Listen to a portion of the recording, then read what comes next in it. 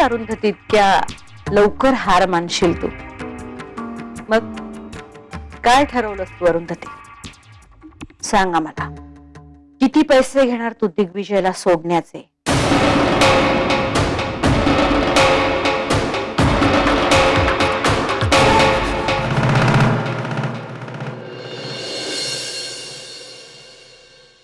हे काय? हे काय नवीन आता? दिग्विजयचा पहिला पगार. गेले 2-4 दिवस मी आणि दिग्विजय एका छोट्या कंपनीसाठी प्रोजेक्ट डिझाईन करतो. त्याचाच हा पगार. नाही, खूप नाही आहेत हे पैसे, पण माझ्यासाठी हे अनमोल आहे. काय सांगायचंय काय तुला? काय सांगायचंय की तू आणि दिग्विजय एवढ्याशा पैशात कसे सुखी समाधानी आहात हे सांगायचंय? आपल्यात पहिला पगार आईच्या हातात देण्याची पद्धत आहे. दिग्विजयची इच्छा होती की त्यांचा पहिला पगार त्यांच्या मामांच्या हातात द्यावा, म्हणून मी इथे आले.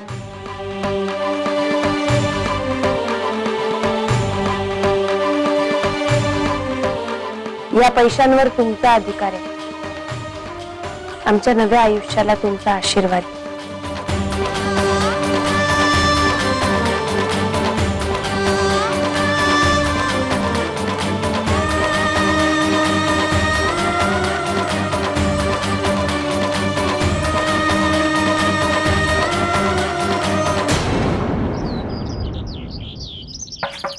आलेच.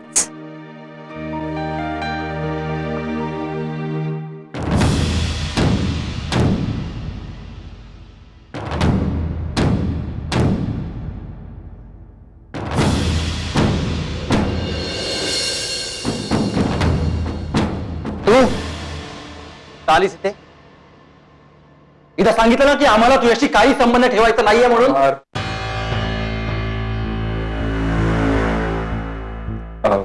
अरू, त्यांना काय हवं नको ते विचार. मी आलोच. दिग्विजय थांब, आमचं तुमच्या सगळ्यांकडेच काम आहे.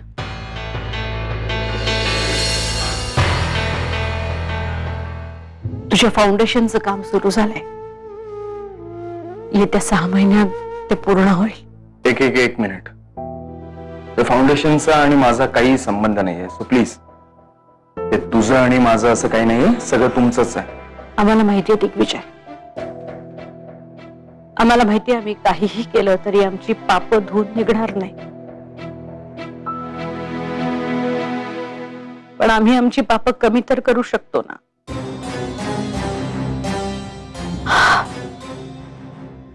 अरुंधती, काल तू आम्हाला काहीतरी द्यायला आली होती. आज आम्ही तुला काहीतरी द्यायला आलो.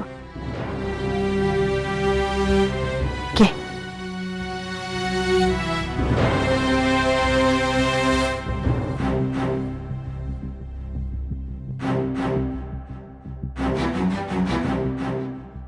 वहिनी, काय लिहिलंय त्यात? काय लिहिलंय त्या फाईल मध्ये? यात लिहिलंय की पद्मिनीजींनी त्यांची सगळी प्रॉपर्टी दिग्विजयच्या नावावर केली.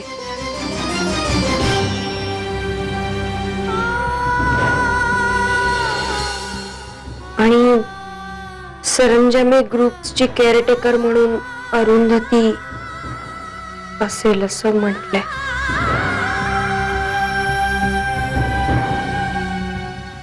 हे सगळं काय आहे पद्मिनीजी? पैशाच्या नादात आम्ही खूप वाहवत गेलो अरू. खूप मोठं व्हायचं होतं आम्हाला, नाव कमवायचं होतं. स्वप्न होतं आमचं एक स्वतःची मोठी कंपनी असेल. हा पैसा हातात आला आणि पैशाच्या नादात सगळं विसरून गेलो आम्ही. आमच्या सगळ्या महत्वाकांक्षा धुळीला मिळाल्या या पैशाच्या नादात. पैशाचं खरं महत्व तर तुझ्या बायकोला कळलंय दिग्विजय. म्हणून आम्ही हाच विचार केला, पैसा चांगल्या माणसाच्या हातात असेल तरच ते योग्य असतं.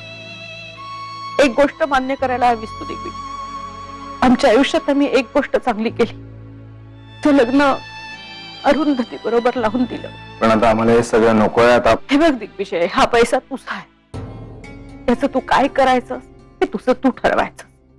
पण आता हा पैसा आम्हाला नको, आम्हाला याच्यातनं मोकळं कर बस. आता या पैशाचा आम्हाला काहीही फायदा नाही. आम्ही हे सगळं सोडून निघून चाललोय. सोडून?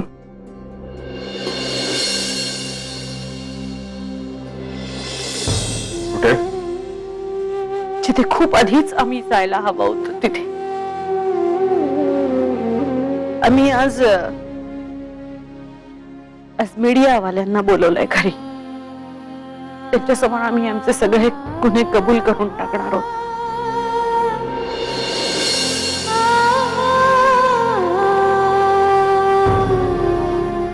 लोकांनाही कळायला हवं स्वार्थीपणानं वागणाऱ्या माणसाचं काय होतं ते.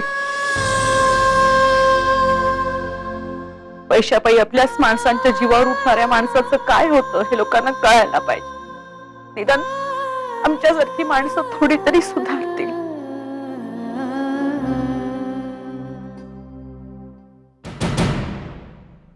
खूप हलकं वाटतंय आता. तू आम्हाला हरवलंस अरुंधती, हरवलं. पण या हरण्यामुळेच आम्हाला खरा अर्थ सापडला जगण्याचा. Thank you so much.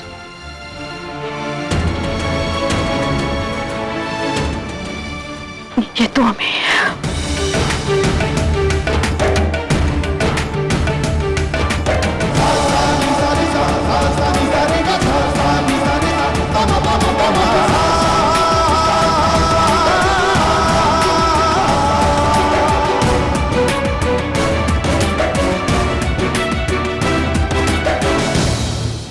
आम्हाला एक मिनिट.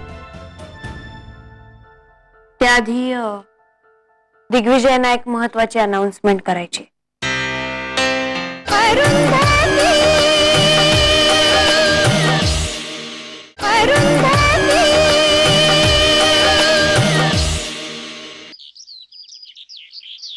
पद्मिनीजी, सर्व पत्रकारांना एकत्र बोलून घेतलाय. काही महत्वाची बातमी जाहीर करायची आहे का?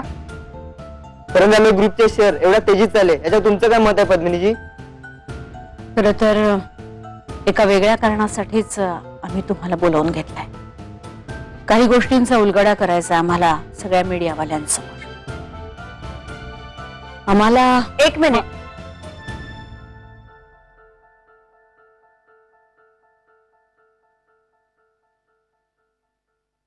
त्याआधी दिग्विजयांना एक महत्वाची अनाउन्समेंट करायची. सरंजामी इंडस्ट्री एक महत्वाकांक्षी प्रोजेक्ट करत आहे.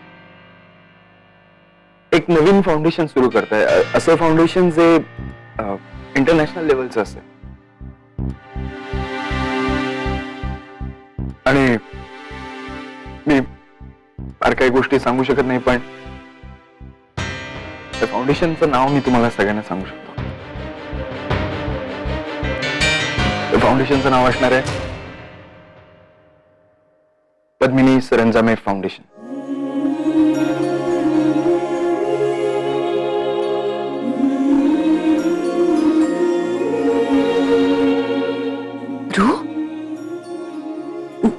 दिग्विजय रे, येत्या 6 महिन्यात आम्ही हे फाउंडेशन सुरू करू.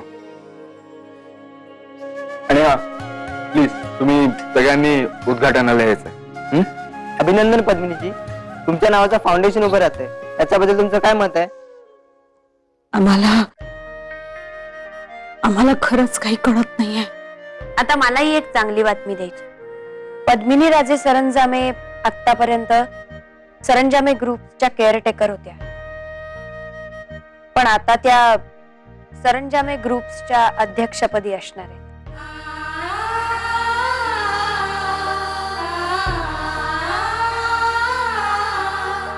अभिनंदन मॅडम. अभिनंदन पद्मिनीजी. थँक्स. अरे हे काय केलं तुम्ही दोघांनी? आम्हाला ही सत्ता नको आहे. त्या पैशामुळेच वाईट वागत आलो आम्ही आतापर्यंत.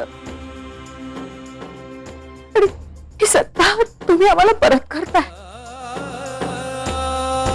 परत नाही देतोय मम्मा. हे सगळं तुमचंच आहे आणि हे सगळं तुमचंच राहणार आहे कायमचं. तुम्ही कितीही सोडण्याचा प्रयत्न केला तरी. आणि आम्ही आता तुम्हाला कुठेही जाऊ देणार नाही आहोत. तुम्ही आम्हाला हवे आहात. आई, आबा नेहमी म्हणायचे, जगात सगळ्यात मोठी गोष्ट कुठली असेल तर ती म्हणजे प्रायश्चित्त. आणि तुम्ही ते घेतलंय. आता तुमचा नवीन जन्म झालाय. आता आम्हाला तुमची जास्त गरज आहे. आम्ही चुकलो दिग्विजय. आम्ही चुकलो. प्लीज आम्हाला माफ कर. प्लीज माफ कर. चूक झाली आमची. खूप वाईट वाटलं. म्हणत होतीस ते खरं आहे अरुंधती. आपली माणसं आपल्या बरोबर असणं ही जगातली सर्वात मोठी संपत्ती. तुझ्यामुळेच आम्हाला आमची माणसं परत मिळाली. आमची सून फक्त आमच्या मुलाचं नाही, आता आमचंही मन बनले आहे.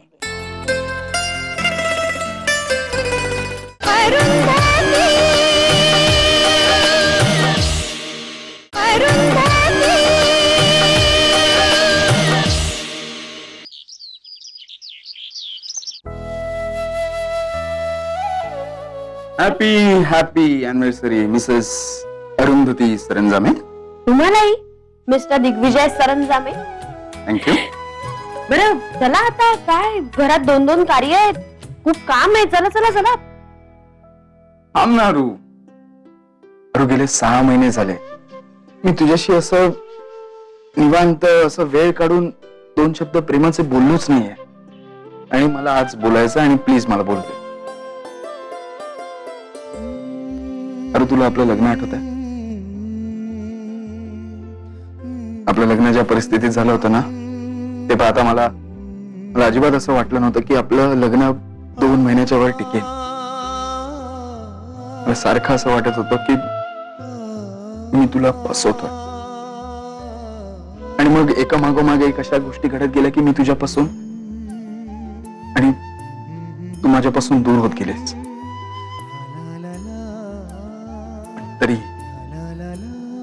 तरी आपण एकत्र आहोत. असं कसं झालं असेल ना ग? पण इतकं होऊनही आपण एकत्र कसं आलो? विश्वास. आपला एकमेकांवरचा विश्वास. तुमचा माझ्यावर आणि माझा माझ्या प्रेमावर असलेला विश्वास. हा विश्वासच आपल्याला इथपर्यंत घेऊन आलाय. विश्वासामुळेच नातं फुलतं, उमलतं. जसं आता सत्यजित आणि मंजिरीचं नातं आहे तेही विश्वासामुळेच असंच उमलतंय, फुलतंय. म्हणतोय ही सगळी वाक्य मी ऐकलंय.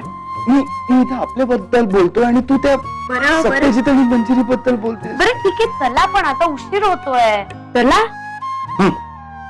अरे बापरे.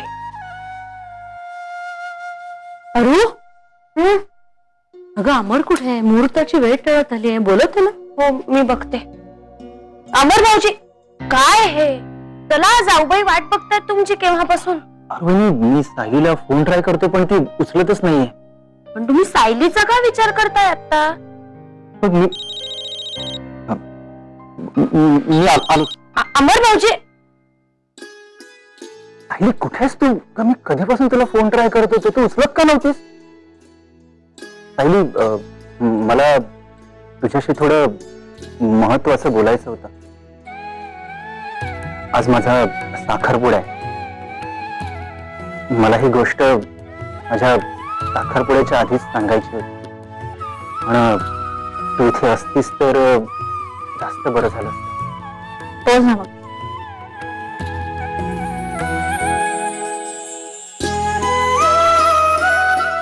मलाही ऐकायला आवडेल की तुला मला काय सांगायचं होतं.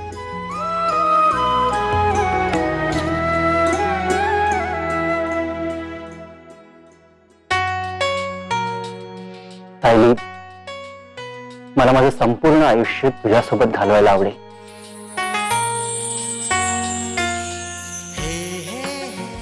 माझी होशील.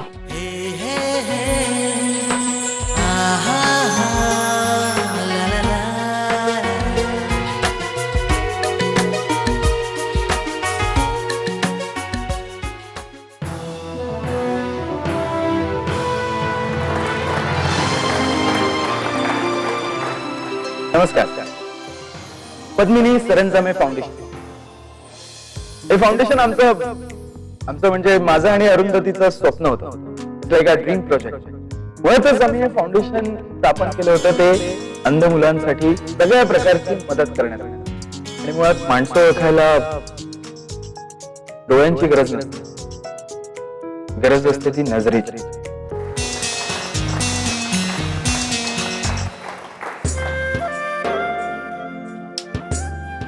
मी एका लहानशा गावातून शहरात एक स्वप्न घेऊन आले होते आणि आज ते साकार होत आहे. आणि हे घडतंय फक्त दिग्विजय आणि आई दोघांच्या विश्वासामुळे. आज माझं स्वप्न साकार होत असताना बघताना खूप बरं वाटतंय. पद्मिनी मॅडम, एक शेवटचा प्रश्न. मागच्या वेळी जेव्हा तुम्ही कार्यक्रमात आला होता, आम्ही तुम्हाला विचारलं तुम्हाला तुमची सून कशी हवी, आणि तुम्ही असं उत्तर दिलं होतं की माझ्या मुलाचं मन होणारी सून मला हवी. तर तुमच्या प्रोजेक्ट मध्ये तुमच्यासोबत तुमच्या मुलासोबत तुमची सूनही काम करते. तर तुम्ही तिच्याबद्दल काय सांगा? अगदी तुम्हाला हवी तशी सून तुम्हाला मिळाली आहे का? आमची सून फक्त आमच्या मुलाचं नाही, आता आमचंही मन बनले आहे.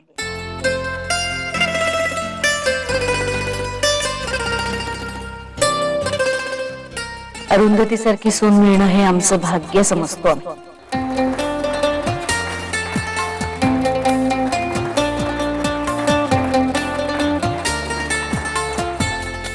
अरुंधती मॅम, तुम्हालाही सेम प्रश्न. तुम्ही तुमच्या सासूबद्दल काय सांगाल?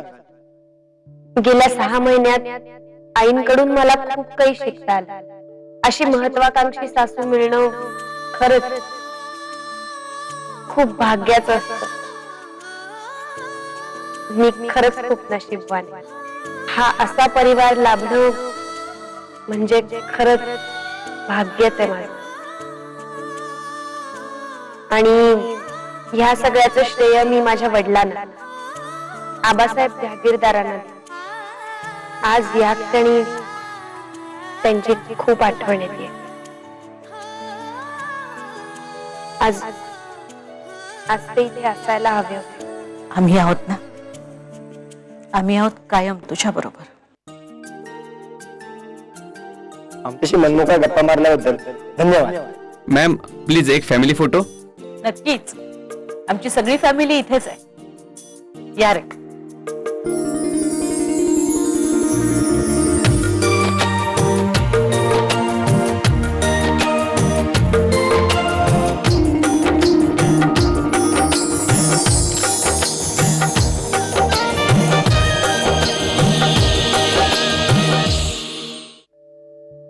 नमस्कार, मी अरुंधती. माझ्या आजवरच्या प्रवासात तुम्ही मला खूप साथ दिलीत, खूप प्रेम दिलं. माझ्या पाठीशी होतात, पण तुमच्यामुळे माझी खडतर वाट सोपी झाली. आता हेच प्रेम मंजिरीला द्या. मंजिरीला भेटा संध्याकाळी 7 वाजता. तू तिथे मी मध्ये. 16 एप्रिल पासून सोमवार ते शनिवार. आणि दिल्या घरी तू सुखी रहा मधल्या वृंदाला भेटा संध्याकाळी 7:30 वाजता. फक्त आपल्या झी मराठीवर.